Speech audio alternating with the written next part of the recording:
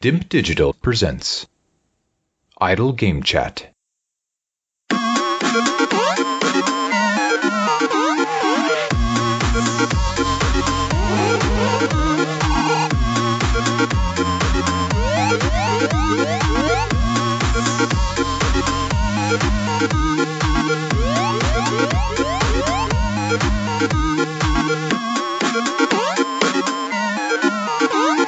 Hello, Apps here from Dimp Digital. Welcome to Idle Game Chat. This is the weekly video games podcast where we give our impressions of the games that you can play today and react to the latest news from the wonderful world of video games. We are here every single Monday on your favourite podcast app and YouTube, absolutely free. This week, I'm joined by the former Dimp Digital gaming quiz champion. It's Pacman himself. It's Tom Adcock. How's it going? Good, thanks, mate. Not bad. Good to hear. So we've got a bit of a ginormous show here. Not necessarily in length, but just in the magnitude. Perhaps one of the most anticipated games of the generation. And I don't know if that's maybe overselling it. Maybe that's the sort of overselling that costs people ultimately. But we've been playing The Last of Us Part 2. It came out this past Friday. We've pumped in a handful of hours, maybe 10 hours each into it. Got to various points in the game. And we're here to talk about that experience. Now, we'll go into details exactly what we're going to discuss just after our little Patreon plug, which we always do.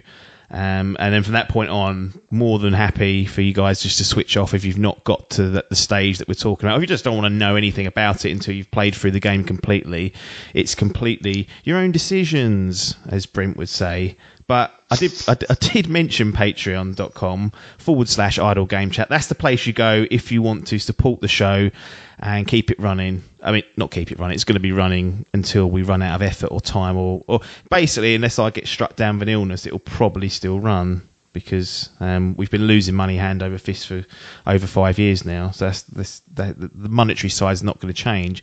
But if we can make a little profit or we can cover our operating costs, I'll take it. So patreon.com/idle game chat. And there's some cool little perks on there for you as well to become a super fan. And you'll be a bona fide Dimpaholic if you go away and do that. Here we are then. The Last of Us Part 2. Now, I'm going to specify where we're going to talk up to in the game. But before I do that, for anyone that, for whatever reason, just wasn't listening or tuned out, I'm going to raise our infamous spoiler flag. So they know that from now onwards, we might trip over and spoil something. We're not trying to, but people will consider gameplay spoilers. They'll consider maybe minor plot. So just to avoid getting crucified and burnt at the stake, here's the spoiler warning. You have been warned. And if you come at me with annoyances, I ain't going to respond. I don't respond anyway, so don't bother. But here we go. It's that Resident Evil one again, isn't it? Oh, actually, for The Last of Us, this sounds more like when you try and open those doors or those shutters. Always shutters, yeah. Yeah. Lots of those knocking around in 2013, which is where the world came to a standstill in the universe of Idle Game Chat. Probably did as well, but for The Last of Us. But that's the spoiler warning. So what me and Adcock are planning to do here is try our best to refrain from any major story spoilers, because narrative is a big part of The Last of Us Part 2, and we don't kind of want to go there just yet until we've experienced the whole story ourselves. But we do want to speak about gameplay and certain mechanics that have changed and stuff that they've introduced to Part 2 that perhaps wasn't there in the first one. And we can talk about the graphics and bits and pieces like that. So the spoiler warning's out. It's a bit of a light touch one, but be warned, I've got Adcock here, he might trip over himself. I'm a professional. So I think people over the years have come to trust me, whereas you, Adcock, I'm not so sure on your spoiler record, actually. Have you done anything terrible? You did one in one group somewhere. I can't remember. I was going to say, now. I think I've actually got a bit of a reputation for saying, I literally, like, and knowing that I'm going to do it, like, it's not a spoiler, and then absolutely ruining it for people. So, yeah, I'm on my best behaviour. Yeah, absolutely. I'm just going to open my beer there. For those that are interested, it's a Brewdog Double Punk IPA, 8.2% Adcock. I found out earlier, well, not earlier today, Beautiful. but recently that Brewdog apparently went pitch to the Dragons and got turned down. That's why those dragons can't be trusted. Exactly. Whatever. I always see this viral video about the dragons, and they talk about there's this one invention that they were so impressed with because it was morally such a good idea that they said they'll give them the money but didn't want a percentage, and it was like making clean water or something. But I've never seen that yield any results, as far as I know. Any ideas? Yeah, that sounds like one of those dodgy Facebook ads, mate. Yeah, there's poison that for social media. I'll tell you that much. Joe buying like Bitcoin and clean energy, sort of fusion. What did I buy off of there? I bought something off a my Facebook God. ad. It might have been a dog-related thing, so not the end of the world. Oh yeah, you getting targeted heavy now for dogs. Yeah, it's like puppy this, dog that. It's got ya. It's impossible to get away from. But there you go. Anyway, The Last of Us Part 2. Now, that's our game of the decade officially. Like, if people really want to boil down our top 6 list, which was a list of about 36 games, to just one, the original Last of Us from 2013 took the championship. You played the remaster first, didn't you? Or did you get it on PS3 and then go for it twice? Twice. So I think it was on your recommendation. And I potentially borrowed the PlayStation off of you, or might have been another mate. But yeah, borrowed a PlayStation to play that in mind. It was my only Naughty Dog game up until that point. Yeah. And then, when I bought my PS4, I bought the remaster on release and went through it again. Yeah. No, that's a sensible thing to do. What I find interesting about your little experience is recently, and I believe it was this year, maybe late last year, you actually played through Uncharted 4, A Thieves' End, for the first time, if I'm not mistaken. Yes, so I played through Uncharted 1 off the Nathan Drake's collection, and then it was fine. And I know I should probably have played 2 because I hear that is a real highlight, but for some reason I skipped ahead and went straight to 4. Yeah. I think I played those back to back, but yeah, both last year. Yeah, so that's 4's an interesting point because it's kind of like the other Naughty Dog game from this generation, because they've done Uncharted 4. They did Lost Legacy as well, which was kind of like a spin-off of 4. But they are renowned for their graphical integrity on Naughty Dog, and The Last of Us, the original, came out at the very end of the PS3's life cycle. The Last of Us Part 2 is coming out at the end of the PS4's life cycle. I'm going to start with the graphical side of things because I think there's some contention potentially here. What do you think of just the broad and the raw looks of The Last of Us Part 2, and maybe in comparison to something like Uncharted 4, which happened a lot earlier this generation but was done by the same studio? It's very green. That foliage is really taken over, isn't it? It's fucking everywhere. It's on those bloody islands, though, in Uncharted 4. They're the same plants. Yeah. They're linked, those worlds. I'm telling you, there's an Easter egg somewhere, like little Nathan Drake's treasure chest somewhere, I reckon, hidden. Little plushie sitting around. There is a PS3. Great, no spoiler. There is a PS3. I don't know if you saw it on your travels, like very, very early in the game. No, I've seen another console. I'm not even going to mention it, but it is in one of the trailers or gameplay. But I saw that. I haven't seen the PS3 though. Got Uncharted 2 as a little game there, so again another sort of stab in your side, saying you should have played this. But high level wise, graphics, they're pretty incredible. I mean, this definitely isn't a spoiler. I can say the weather changed. It was raining, and I just saw like the animation of Ellie putting up her jacket when I climbed outside. I just had to sit there for a second and just take it in. I was like, Jesus, this looks good. Yeah. I think the difficulty is, like, I haven't played Uncharted now in a few years, so to my brain, the number one look this good now. You know, that nostalgic brain of yours. You're like, it's pretty much how it looks. But every now and again, I get like a little vista, or just especially like a little character. Because tell me if I'm wrong, but it looks like the cutscenes are done like in engine. Yeah, they are. Yeah. Well, yeah. As far as I can tell, I can't see any disparity between the cutscenes and the actual gameplay. And normally the giveaway is things like that are unique to your playthrough. Like you might have a shotgun equipped and I might have just a handgun equipped, things like that. And as far as I can tell, that's consistent with what I've got on my screen at all times. Nice. But yeah, I'm impressed, to say the least. It looks pretty incredible. How about you? Yeah, I mean, it's obviously a much grimmer game. It's got green in it for sure, but the beautiful landscapes of Uncharted 4 compared to the grim fucking rundown shithole of The Last of Us 2 is difficult to compare. The facial animations again are top notch.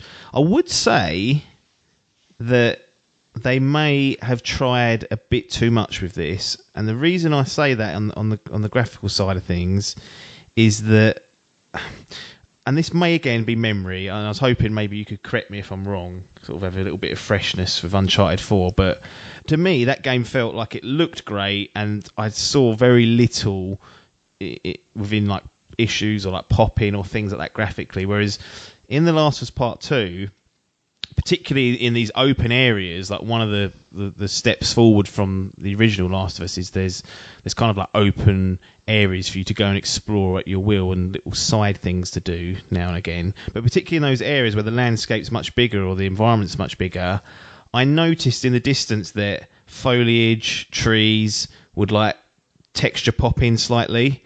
And I even went past an abandoned van that was just parked, as there are many vehicles in this game, and it changed colour as I approached it, as in the texture was popping in.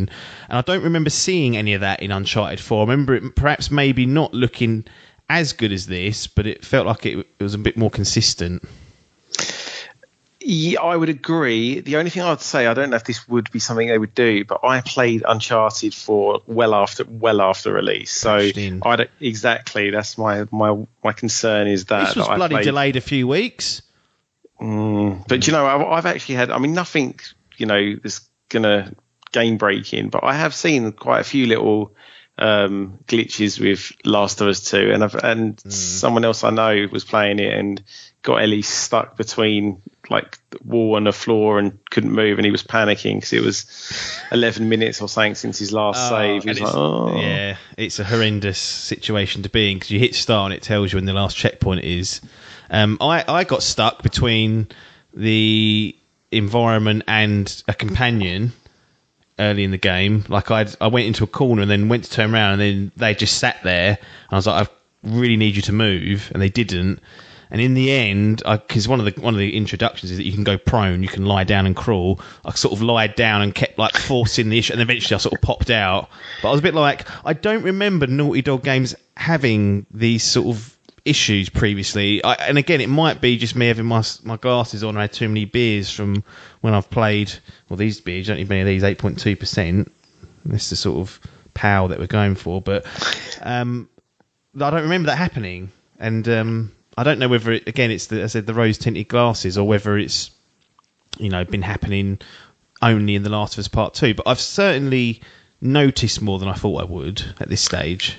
I would agree, because you're not, as I say, they're not the first person to say this to me. And yeah, I've had nothing terrible, but I have had, funny enough, like companions, like stuck on the spot, doing funny dances where they shouldn't be, kind of a little bit glitchy, like that.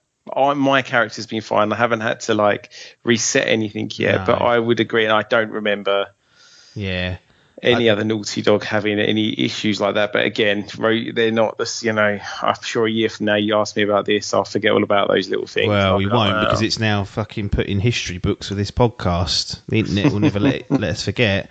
Yeah, that's just something I noticed. It just felt a bit scruffier, because I've got this whole notion in my mind that Naughty Dog are like the gold standard for presentation, attention to detail. And don't get me wrong, the attention to detail's there, because even simple things like when you examine an item, you can see Ellie's fucking fingerprints.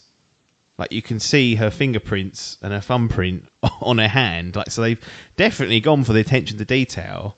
But it does. One of my favourite animations is when you hit a workbench and you upgrade your guns. Mate, yeah. Fuck me, do they look good? And like the fact that she's like polishing it and oiling it, and it's so. And where she learned all that? That's, as far as I know, that's not been caught up. But again, not going to query it too much. There's a lot of spare time on people's hands when they're in their own pandemics. But and what I also love is, I'll talk about the upgrade system now for the weapons, because they had upgrades previously, but they're all stat based. Like Joel would upgrade his handgun, you just notice it would be more powerful. Whereas they've gone the extra mile in The Last of Us Part 2 in that you actually replace components of your weapon, so it actually physically changes, as the game goes on. So if you add a stabilizer or barrel to it, Ellie will put a new barrel on it, and I think that's a really nice touch. Agreed.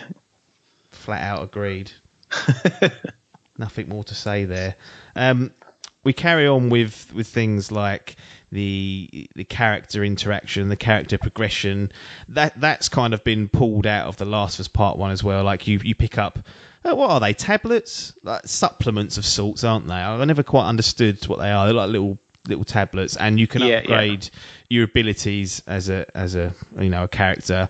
But this time, in order to upgrade certain areas, you have to find and read manuals. So you might find, for example, a hunting book on your travel, and that will then unlock a new kind of tree there.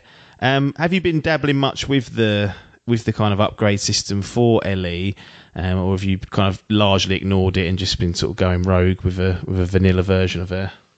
No, I've done a little bit. I mean, to be honest, what will happen is exactly what you said. I'll find something, and I'll be like, "Oh, interesting!" Like, I'll find like the hunting journal or whatever, and that new like skill tree will open. Yeah. And for that moment, I'm like, "Right, what can I do?" And then I'll basically forget about it for big chunks of time, not do anything. And then normally it's when I hit a bench and I think, right, full upgrade time. What am I doing here? What do I need to craft? Where am I going wrong? But I'm not really into that side of these games, but it helps massively, to be fair. I can imagine you getting to the latter end of these games and then like struggling a few times and then going to a bench and going, fuck me, I've got 400 worth of scrap and supplements to put in. You pump them in and then you become overpowered and just breeze through it. Yeah, it's definitely happened. Yeah. Not on this, but in other games for sure, yeah. And it could well happen here. So the part of the game where we've been up to is called Seattle Day 1. That's where we're going to talk up to in terms of mechanics. Narrative wise, we're going to touch on that now, but we're not going to give away any direct kind of information on that, other than saying that I feel like the setup for this adventure is great, and it's setting up an interesting dynamic and story that's going to carry on. Now, one thing we have heard throughout previews, reviews, and then word of mouth, because you know someone who's already completed the bloody game, did get it unlocked early though, so I saw a bit of cheating there, is that it's quite a meaty game, sort of clocking in between 20 and 30 hours. When we knew that before release, sort of 25 hours is being quoted, 30 hours is being quoted. How does that sit with you? Because I think 17 hours was the max I ever spent on The Last of Us, and that was when I was really taking my time. Yeah, I mean, it is a bit longer than my sweet spot, if I'm honest. But what I'd also say is that I've probably put in maybe 10 plus hours at the moment. And if I knew now that I only had like 3 hours to go, yeah, I wouldn't feel like I've had my feel of the game yet. No. So yeah, I'm actually, so far I'm okay with the time. I mean, it might suffer a bit in that last third, perhaps. I don't know. Depends what it really, they do with the story, I guess, how engaged I am. But so far, I quite like the fact that I've got 20, 22, 23, whatever hours of this left. Yeah, well, potentially, yeah. Yeah, well, it depends on people's speed. And one of the things that is added, I guess, to the time is that Seattle Day 1 basically presents to you the open nature of The Last of Us Part 2. Now, this isn't the case for the entire game. You still very much have the traditional parts of the game where you've got to get from A to B, and there's probably about 3 different routes you can take, but you're only trying to get from A to B, and there's enemies in your way. Whereas the open area in Seattle Day 1 is a complete departure from previously what we'd had in The Last of Us. It was present in Uncharted: The Lost Legacy, so you can see Naughty Dog doing things, trying things, refining it, changing it slightly to bring it over to their other properties. But what did you think about rocking up on that horse, Seattle Day 1, and then for it just to say, look, there's even a map here we're going to provide for you, and there's 2 things you've got to do, or 1 thing you've got to do, and it's up to you to kind of find out how to do it, and then along the way you're going to stumble across optional areas to kind of explore and discover. How did that sit with you? Because linear was kind of like one of the main strengths, I think, of the Last of Us OG. Joe, I didn't like it, mate. I was like, what is this? What's going on here? Because as you say, you do like some prologue-y type things, and then you're dumped in on this horse with a companion, and as you say, map. Here's some things to go and get. Kind of very Uncharted 4-esque for me. Like, we'll mark this on your map. There's some question marks over here. Go do it in any order if you want. And, as you say, some other things to explore. And I was like, what the hell is it? What have they done to my game? The linear, like, buddy road trip super game now is an open world game, and I was like, well, I don't like this. And luckily it moves on. Well, if you just do what I do and just go breakneck, it moves on reasonably quick from that. Yes. But I was not a fan of this bit of Last of Us 2, I must say. Interesting. So was that more acceptable in Uncharted 4? And then if you played Lost Legacy and had something similar, would you be accepting of that? It's just that you feel like The Last of Us shouldn't be, up to give you too much sort of freedom, I guess. I think the problem for me, right, is that I hadn't played a Naughty Dog game before Uncharted 1. Yeah. I had played like the Tomb Raider games, which obviously rip a hell of a lot off of the Uncharted games. Yeah. So that was my sort of barometer. Then I played The Last of Us, and I was like, this is fucking immense. It's like, it done such a good job. It was the most linear of games, but it was so good at like world building. You almost felt, I think I've said this on our like chats before, you felt that you could almost go like a couple of blocks back if you wanted to. I mean, I know you can't, obviously, but it was just it looked like, well, not living, breathing, because everything's fucking dead, but a world. It's brilliant. And I think for me, that can't, unfortunately, I've played, many Naughty Dog games and then, rip-offs of Naughty Dog games, and I've been looking forward to this game for several years. So it's never going to be able to live up to the hype in that respect. That world's been established, it's been built, I kind of know what to expect. Fair play to them for making a change, but I much prefer this type of game as a very linear experience. I don't need my Uncharted semi-open world. But I do get that most games of this ilk have kind of gone down that route. The later Tomb Raiders kind of gave you these kind of hub worlds where you could kind of run around and stuff. So basically just this, it felt very video gamey. Whereas, I think The Last of Us 1, with my 2013 brain, I just didn't know what to expect or what was next. Whereas this, I was like, oh, right, they're riffing on A, B, and C. I get this. I know what I have to do. Let's go. So did you not do any of the sort of optional stuff unless you accidentally stumbled across it? Was you like... Yeah, right, exactly.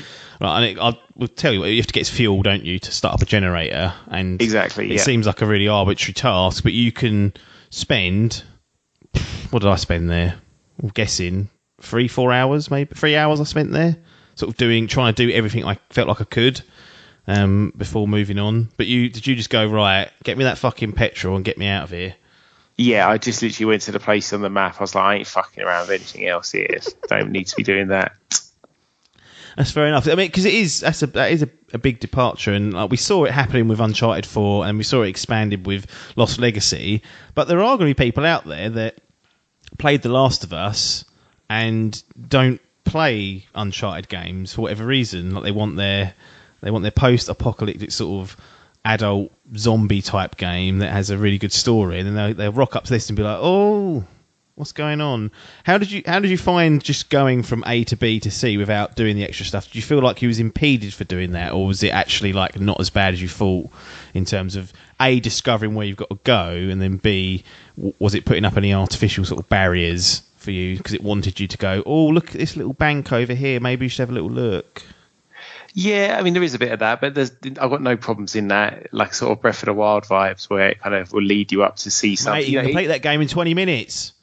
People are slagging off other games. They're already slagging off Spider-Man Miles Morales saying it ain't going to be long enough.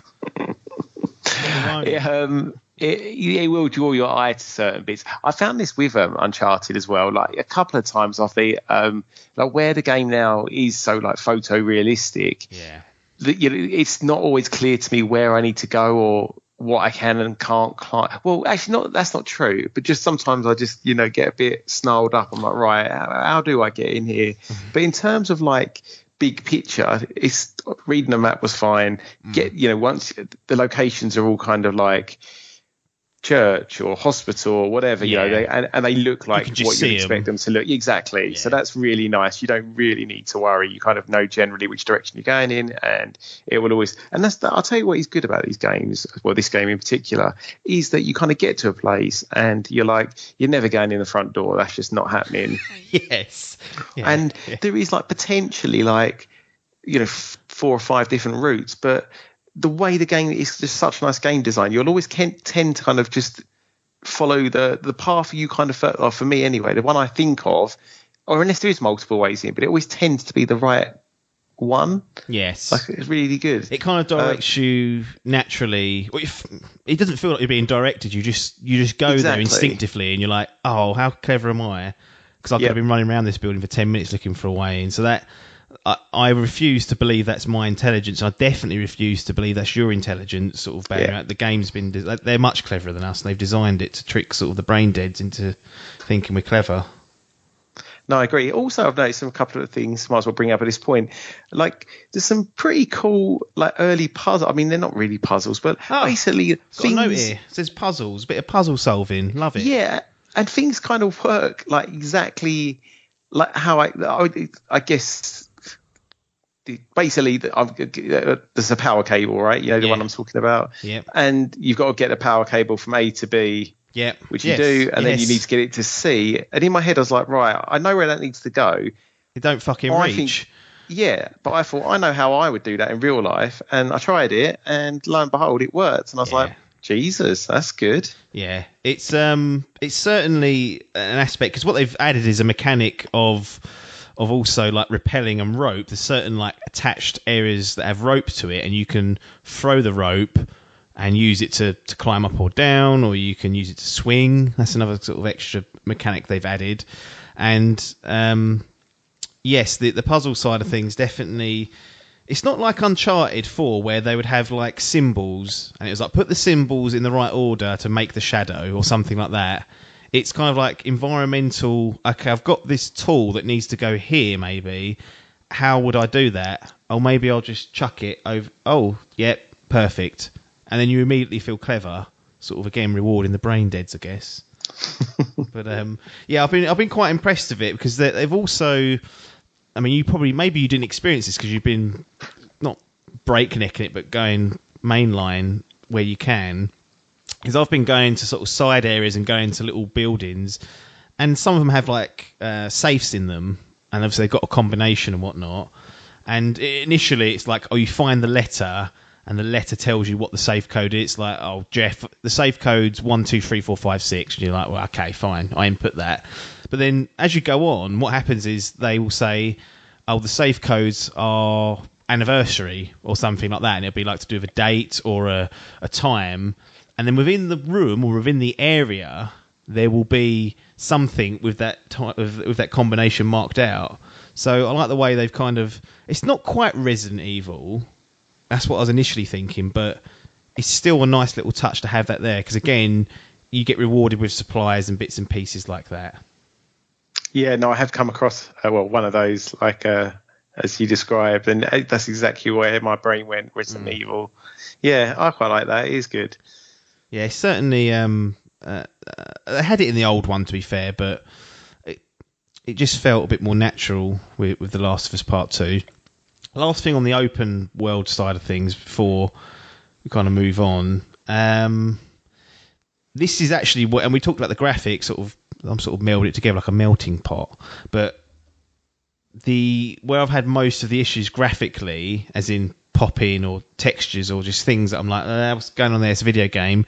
It has been in this large environment, like this large open space they give you, which may be some evidence for your side of things, where you're saying, well, I'm not really I'm not really pleased with there being this this open world element, and perhaps they bit off more than they could chew slightly. It's like once it's sort of apparent in one Naughty Dog game, has it got to be in the others? I don't know.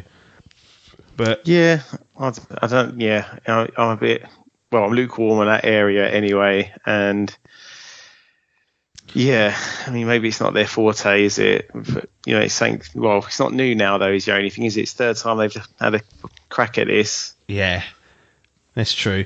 Would you be against them? Say if they say in Last of Us Part 3, they establish like a home base. So like, right, you live here, here's your home base, and then there's a main quest that you can follow, but then also you could perhaps take out errands or patrols, like a couple of them, maybe 3, as that are optional. And you go out and do those into areas that you won't go back to, and you'll get perhaps some loot or I don't know, an upgrade to your weapon or things like that. Is that a direction you'd be happier with them going to, or are you again like, no, scale it back, give me my linear sort of corridors that I like, where I know where I'm going?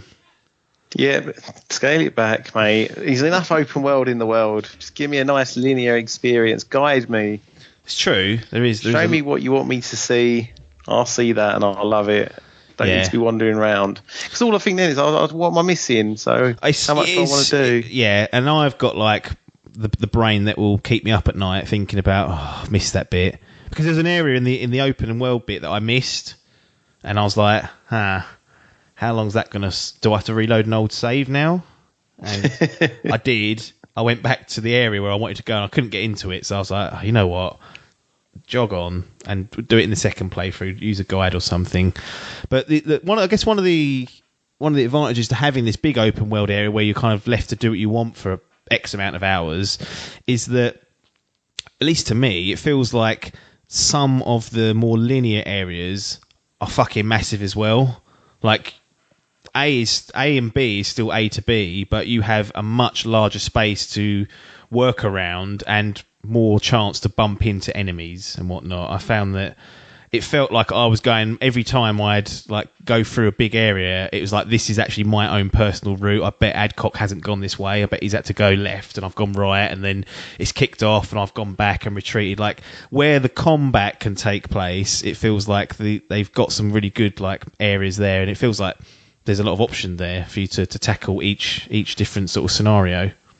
Yeah, like the level design and game design on this is incredible, to be fair. Like there's a couple of instances early on where you kind of walking through, you're getting your supplies, opening those drawers, and you kind of know that something's going to go down. Really, one, they're great at building like the atmosphere and the tension, but two, just the way the rooms are designed and how big they are. You just, and like the little bits you got, like the rendering in the buildings is falling apart, and Ellie can just about fit through, or she, as you said earlier, go prone and get through a hole. And you're like, as you're doing this, you're like, got a feeling I'm going to be legging it around here in a minute, and then lo and behold, it happens. And then, like you as you say, you can really, the area where you fight like the infected or the human enemies they're huge, to be fair. Yeah, it felt like I was playing it a little bit earlier, and I had like a bit of an advantage because I was on like a level up, and I've got a rifle that I've equipped with a scope now to upgrade it. I barely fire the fucker, so I thought, you know what? I know there's enemies to that side of the building. What I'm going to do is lure them out and then pick them off, and I did. I lured them out of a bottle. They came running out, and I picked them off one by one with my scope that I never use. One shotted them, and then I was like, right, that room now is much easier for me to go to, and I think that definitely adds a level of strategy that perhaps wasn't there in the first one, because it felt like in a lot of instances you were kind of in these very small, confined areas, and there are small, confined areas in The Last of Us Part 2, but there are also these larger landscapes where you can explore and find your own way, or, if you're really clever, I guess avoid detection altogether. It feels like that's actually an option for the first time. But I'm enjoying that change of things when it comes to the combat and whatnot. One of the big changes to the combat is the melee focus style of things. Like, it really feels now that if you get really good at dodging and attacking and countering, you can do some real fucking damage without firing a bullet. I don't know if you've been implementing that during your playthrough, but I've been like, right, if it all kicks off, I'm going to try and get close to people and take them out that way. Yeah, so especially like with the infected, especially early on infected. The infected, like yes, definitely, because they don't have guns that can keep you at bay. Yeah, and like the runners, I mean, yeah, that's what I say. Ellie's so much like more equipped and badass than Joel ever was. Mate, really. He's old. He's breaking down. 35, really body struggling. breaking down. She's like a fucking ninja. Yeah, that dodge is amazing. Like, if I mean, I know they don't give you many options where it's just one-on-one, but a one-on-one infected fight now is just redundant. Like, you dodge them a couple of times and they are dead. Yeah. Same with, like, really, if you can get close enough to a human. Like Ellie's like very, very capable. With that knife, she's fucking brutal. Yes. And yeah, as you say, like if you get your timing right and, you know, just know how many hits you can get in before you need to do a dodge again, yeah, you can kind of get around without using up any bullets. You can really save your ammo and be pretty confident in your melee weapons, like, or your shiv or knife or whatever you've got. Yeah. Like always, it's pretty much, it's unbreakable now, right? You've always got that shiv, and that's with the infected. That is a huge addition, because in the first one you could have a shiv. I think you could even upgrade the shiv to have like 2 stealth hits on them, and you could use that to kill clickers, which were one of the more, still threatening now, but in the first game they were like a big deal. Like if you ran into a clicker one-on-one, if it got close to you and snatched you, you were dead. They are still in The Last of Us Part 2, but you can deal with them a lot easier because you have a knife stroke shiv that Ellie's got, and it doesn't break after killing one of the clickers, which is a massive addition, because previously you'd kind of be like, do I use my shiv to kill that clicker, or do I just use my shotgun? Whereas now it's not even a choice. It's like, if I'm stupid if I start firing on this and kicking off, I can silently deal with this with no penalty whatsoever. I think that's people will be like, oh, it's not as challenging. And I'm like, yeah, but what sort of knife keeps breaking like after one stab? Like, nonsense. That was just a video game part of the game, I felt like, to make the game a bit more difficult. Yeah, and to be honest, and they set up the scenarios, and there's new enemies that you know still up the challenge. And I guess it's probably a nice time to move on a little bit. In that, like, are you hosting this, or are we? Well, sort of, you know, if you ain't gonna do your job properly, David, I will. I'll do it for you. But I feel like the human enemies, they have. Mate, I'll tell you what, it ain't my natural sort of form to go stealth, and trying to brute force your way around with Ellie against those humans now it's impossible. It can't be done. I've got to relearn things. I am getting my ass kicked. Yeah, I'm a stealth kind of guy, but I'm not very good at it in this game. So I've had several instances where I've just ran. Like, really? I've tried my best. Like, I think I've got, because again the environments are open. I think I've got to go sort of to the right of this particular area, and I'll head that way. I'll get round sort of 60% of them, and then the last 40% I'll do something stupid, or I'll fucking blow it.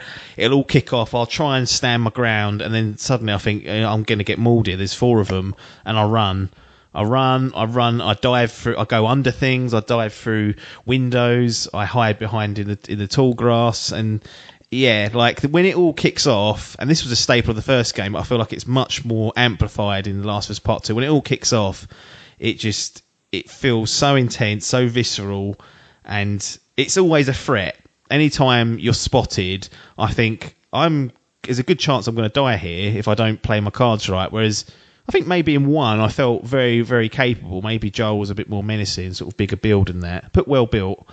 And yeah, just that this time I always feel like if I set them off, I'm going to be in trouble. And it sounds like you're having a similar experience.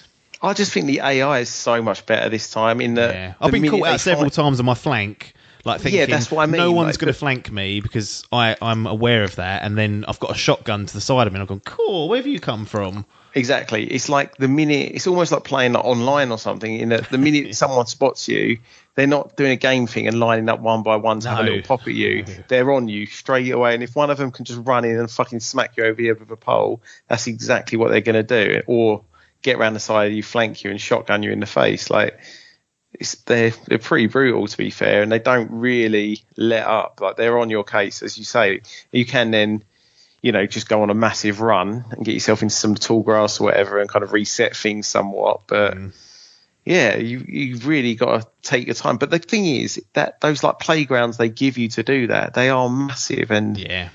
you know, the space is there for you to take it slow and do it. It's just I've got to just relearn myself, because I think as the game gets harder, I'm really going to struggle trying to do it my way. So I think I've got to, you know, start using all Ellie's little tricks and tips. Yeah, Properly. I mean, it is an advantage to have a game that's that dynamic when things kick off. And I'm sure there's people that will stealth through sections without being spotted, but I'm just not capable of doing that. And then when it does all go to hell, I'm in a real bit of bother. Like the only thing I would say is I'm finding the humans, and I don't know if this is intentional, it's not necessarily a bad thing, but I'm finding the humans 10 times more threatening than the infected. Like a group of infected, like we discussed with the melee combat, you can handily deal with like them if you play your cards right. Whereas with any sort of human interaction, I'm a bit like, this is tricky. And I feel like I don't know if there's a balance for that, or whether that's how they want it. Like, you know, a human can think for themselves, and infected is just running off instinct. But I feel like they're definitely the threat in this game, and it takes a while for them to introduce the humans. Like, I felt like I was a good 4, 5, 6, maybe 6 hours into it before I had my first encounter, and I was like, Jesus, this is a change from like a blind clicker that I could just walk up and stealth kill instantly. Yeah, I have thought this, and I guess it's a bit of a negative for me. I totally agree with what you're saying. I mean, I love sometimes like you'll be out in the blazing sun at midday and you'll go into a building and instantly it's pitch black, so all the windows are boarded up and you're like, oh, here we go. But yeah, I don't know if it's because I just know the enemies generally. Like most of them are, you know, all the ones you've met in Last of Us 1. I don't know if it's like the enemy design or the fact that Ellie's so capable, or both. But yeah, I just haven't really felt threatened by them. I haven't got that kind of. When I was Joel in the first one, I was just shitting myself trying to protect Ellie, I think. And yeah, you know, when you was in those like dark underground places or in a building or in a tunnel, it was horrible. Whereas now I do feel very capable and haven't felt particularly like scared in any of those locations. No, definitely I felt more fearful when it's like human enemies for sure. The infected don't have that. But then I guess for this game, like you mentioned a good point there, is like not only was you playing as Joel in the last one and trying to keep yourself alive, like you had Ellie with you who was much more vulnerable, whereas any companions that you work with in The Last of Us Part 2, at least up until Seattle Day 1, are very capable. So you don't feel like you need to protect them necessarily, and in fact they will get involved and help you if you get in a spot of bother. I've had several times where I've been pinned down by an enemy and they've come along and just put 2 bullets in their head and finished them off. And I was like, well, thanks very much. Didn't need the help, but had it under control. But yeah, exactly the same. Yeah, and one of the criticisms from the first game is that Ellie and Bill in particular, there's a moment where you're going through Bill's town, you've got 2 companions with you, that they run out, they trip over the runners, they trip over the clickers, and the clickers and the runners ignore them. The invisible companions, we call them. Now, I've noticed that it still exists here, but it's far less egregious. Like, they're not running out in front of you, they're staying pretty much behind where you are, but where it comes undone is the grass and the long grass mechanic. I find that when I'm going prone to stay out of sight in like shorter grass, they're sort of still sitting there hovered up, and I'm like, well, the runner can clearly see you there, but they've not. Yeah, 100%. I was going to bring this up. Yeah, exactly the same. Like as you say, not as bad, but it's certainly there. Like if I'm not fully prone, I'm getting spotted, and there they are walking around like a little like Russian dancer, and no one's saying nothing. I'm like, right, how are you getting away with that? Yeah, I think they've tried to make it so it's not an issue, but I guess the one thing that they could do is make you have control over your companion, i.e. you order them to go X, Y, and Z, and then if you order them to go to X and they get spotted, it's kind of your fault. But where they are now, they have their own movement patterns. I mean, how annoyed would you be if you were trying to like use like, right, I've changed my style, I'm like a stealth master now, and you get 80% through an area, you look at your checkpoint, it says 12 minutes, and you're like, fuck me, I hope I don't die now. and then your companion runs out and gets spotted and blows it all. It's the lesser of two evils, isn't it? Having those little immersion breakers. Yeah, it's very true. I think the thing they could do to kind of, which would kind of work in both ways, I feel like the companion always tends to come to you, like you're the point man. Like even no matter how big the area is, once you kind of get behind cover and aren't being seen, they'll come scurrying up behind you, and you're like, well, come on, mate, let's break away. Like if they weren't, because then you obviously wouldn't notice so bad. If you could then just locate them on the map somehow, use your hearing or whatever, and they would just appear, then it just wouldn't be so obvious that that's happening, and it would probably give you, help in terms of cover and whatnot. But yeah, as you say, it's not a massive problem, but it's, I guess this is what we're getting the PS5 for. So iron those tech bugs out. Nah, PS5's just for no loading screens, so none of this. Mate, that RAM, they'll be fine. AI companions, it's your dreams. Maybe they won't have any companions in the third one if they do it. Just a lone wolf. But then who would she chat to? That's kind of like that's kind of like one of the main points of it. How are you finding the difficult? Actually, what difficulty did you put it on? And how are you finding the difficulty side of things? Because I just left it on moderate. Like that's just what I do. Whenever it says just balance, I'm like, right, I'll go for that. The only time I moved it up was Alien Isolation, because under hard it said this is the way the developers think you should play it, and I was like, okay, I'll do that. So unless I see that note, I'll just leave it on standard. But so you're playing on moderate, I'm playing on moderate. How are you finding it difficulty wise? It sounds like you're doing okay, but you're finding the stealth element a transition that you're gonna have to make. Yeah, it's fine. Like I'm dying a lot, to be honest, but it's kind of always my fault. I'm just trying to rush through areas and not. And I also do this thing where something doesn't work, and I try exactly the same thing again and again. I'm like, it still ain't working, and the game's telling me, it's saying if it ain't working, try something else. And I'm like, well, no, I'll try it again. It's gonna work. Are you trying to get through areas without using any resources as well? Like you've got like 3 bombs, and you're like, I'm not using that because I'm going to need that for the fucking final Resident Evil boss that will come out. I have been doing that a bit, and I have changed now as I've gone through the game. I've started crafting way more and just using like my assets, my bombs and whatnot. Just like everything, Molotovs. But at the beginning, I was definitely making life hard for myself, like storing everything. And I was like, there is no need to be doing this. It's not Resident Evil.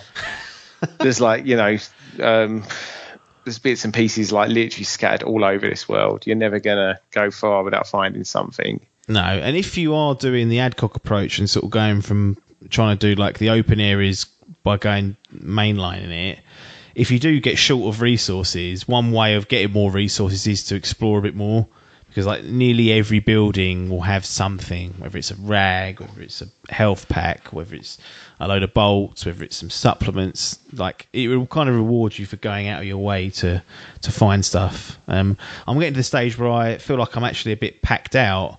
Like I've got enough bombs, I've got enough ammo, I've got enough guns and whatever. And I'm wondering whether I'm going to get to a point eventually where it's just going to put me into a situation where it forced me to drain all my resources, or whether I want to get in a situation like I did with the first game, where I got to that final sort of frontier and I ended the game with hundreds of fucking machine gun rounds, bombs. I could have taken over a city on my own with the arsenal that Joel had. And I'm wondering whether I'm going to get the same situation here. I've tried to be a bit more liberal with stuff, but I think it's your mindset, mate, and especially if how you hunt things out, you're always going to be overstocked, basically. You always want to be overstocked than understocked, surely. It is the better way. I would agree with that. Anything else? Any other specifics you want to call out? Before? I think the score, music in this game is fucking amazing. Some of the bits, the bit in the area we're not in the area we're talking about, but just past that, the same Seattle Day One, where you end up in like it's like it's a metro station, I guess. Yeah. And it's kind of the first time you get to kind of pit the infected against the humans. Which did you do it? I assume you did. Oh yeah, I loved it. As soon as she sort of said there's a clicker over there, I was like, oh, here we go. Did you can see, like, who won? Well, the infected one, because I then mopped up the infected at the end, basically. Yeah. They did. But I was kind of running around causing havoc while that was going on as well. Like I ran a clicker into like a guy and then took a couple of swipes at someone else that was running past. So I was just causing carnage. But what I was going to say is some of the music when you're like being hunted by the enemies and stuff, the little beats and things are just Nick, I was playing with headphones the other night and I was like, this is fucking amazing. Headphones are the way forward. I don't care what game it is. You put those on, it instantly adds an extra layer to the game itself. The only thing is you can't hear anything else in your house. So someone could come in and rob you blind. But it's true, and it was getting late, and I say I wasn't scared. I was a bit scared down there, if I'm honest. It was not. Basically, I thought I can't go to bed till I'm out in the daylight. I don't want to know that it's waiting for me. So I did that. I thought it was gonna be a short area, and it wasn't. There was fucking shamblers. Like that's one of the new enemy types that we've got in they're fucking horrible, aren't they? Yeah, so they're like armoured, infected. Like the clickers can't see you; they can only hear you. The runners can see you and hear you.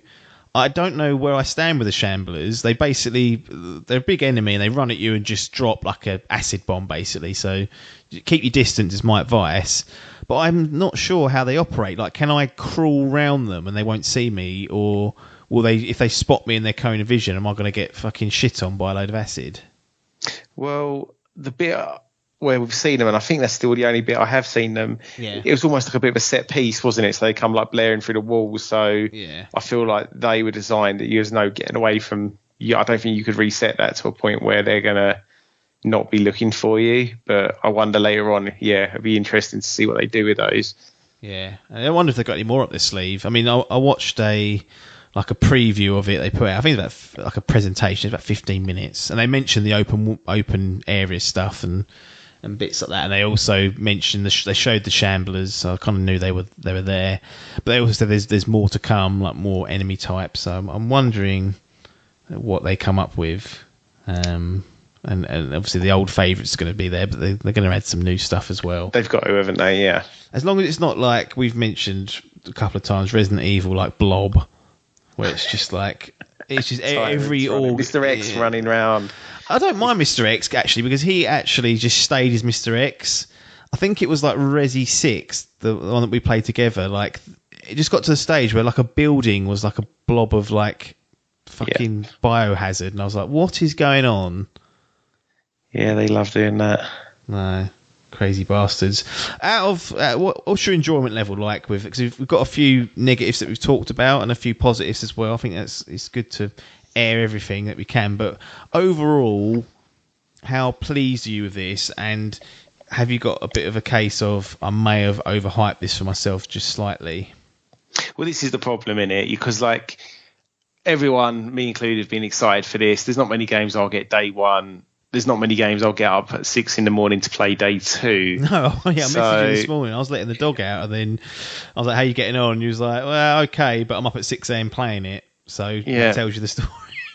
So I'm obviously enjoying it, and I think the problem is, one, that excitement level. 2, because the thing is, you can never recreate what The Last of Us did. You're like new IP, so everything is new. Like blindsided me completely. I didn't even have a PS3, so you just can't. They can't recapture that, and you got to give them a break for that. It's not possible. And the other thing is, like any game of this, like this hype level, the barometer's just set so high. So I feel like it's always gonna. It is a video game at the end of the day. It has to operate on that level. Like it's not the second coming. No. But I am enjoying it. I'm enjoying the companions, the story. The gameplay's really good too. Like everything is good. There are a few little issues, no doubt, but as long as nothing that's gonna affect my enjoyment of the game, really. It just, things happen, I'm like, oh yeah, I'm playing a video game, that's gone wrong. Like those kind of, as you say, pop-ins and companions getting stuck, I'm okay with that, it's fine. Like I'm sure it'll get patched out later on, so I'll be there. Fine. It won't get patched out, it'll be there for the PS5 remaster. And then I'll go, this is the real way to play the game. You're like, oh fucking hell. Yeah. I just spent 55 quid on a digital PS4 version. You can upgrade me? No. Like story wise, obviously I'm not going to say what's going on, but I mean it's like satisfyingly like dark and deep. So I'm like, right, okay, like I mean this is very broad, so I don't really know what's going on at the moment, if I'm honest. No, but I mean, guess the best thing I can say is I'm really interested to see how it pans out and develops. And not to say I didn't think that in the first one, but this one I'm in particular, because there's a lot going on, but it's presented in a really simplistic and digestible way, so you can immediately get on board with what's going to happen with the way they do this. And I've got a feeling some people might think this is a bit of a slow game. I've got a feeling that will be a criticism levelled at it potentially, and that's fair game. People can have that opinion, but I'm of the opinion of, like, I'd rather let things breathe narratively rather than rush through it. For the I mean, I've enjoyed the pacing, to be honest, because you do get, there's big areas, you'll get a little bit of puzzle solving, or a little bit of, like, I guess it's kind of like eye candy, and you'll just be sort of traversing the environment. And then, like, really, like, there's some bits that are really nice where, like, I kind of think I'm in this area. I'm like, am I meant to be over here? Then you kind of just throw a brick through a window, and then it lets you just carry on from there. And you can break windows and get into places, which is a nice. It just feels a lot more diverse, I guess. The whole environment, like the fact that you can lay down now, opens up places to hide. Like, I've used that several times. I killed a human. I think there's 3 of them in this particular area. And another thing is they all seem to, I love the way the enemies kind of know each other on that patrol.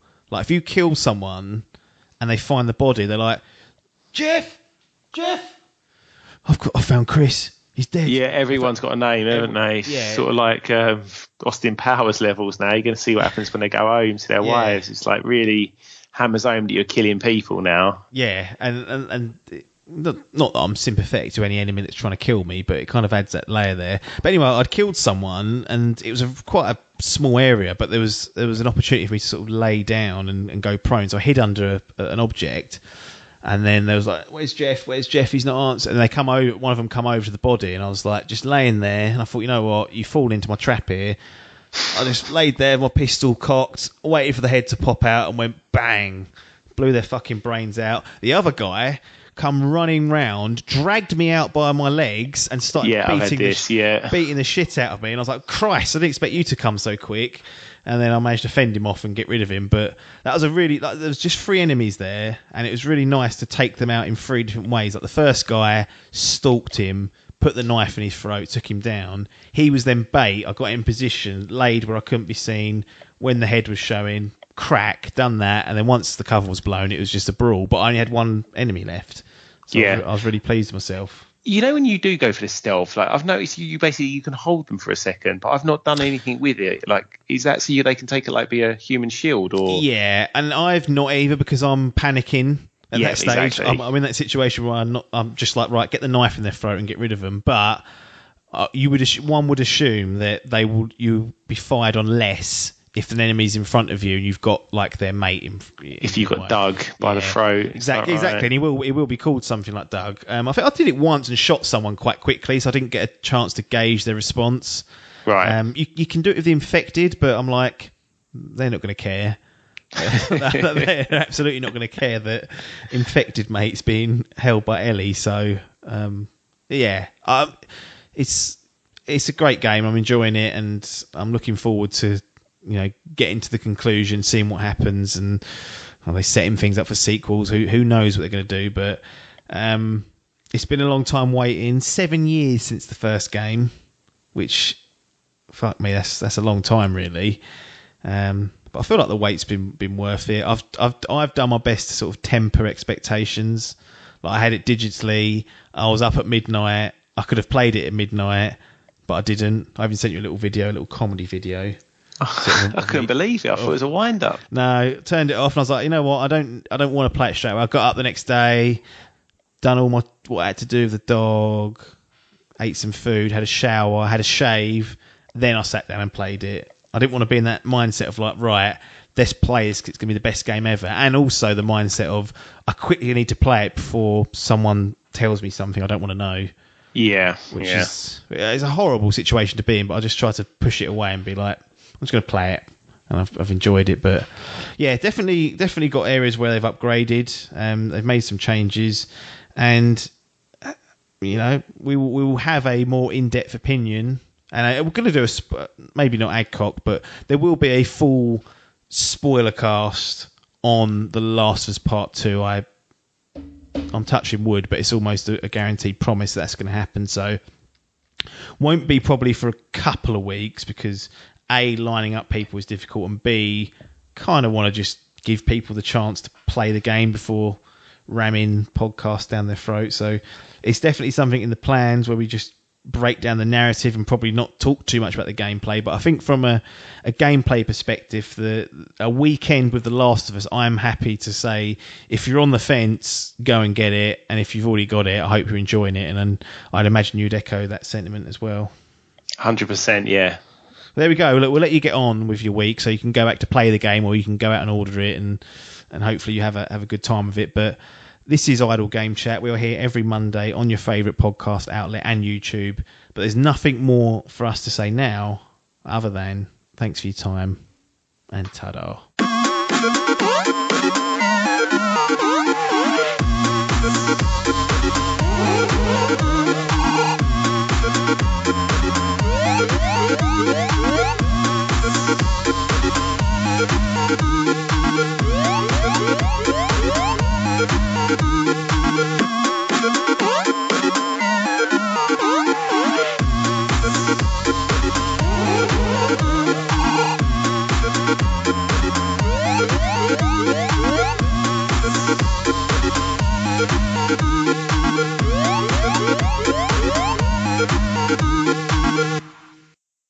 This was a Dimp Digital production.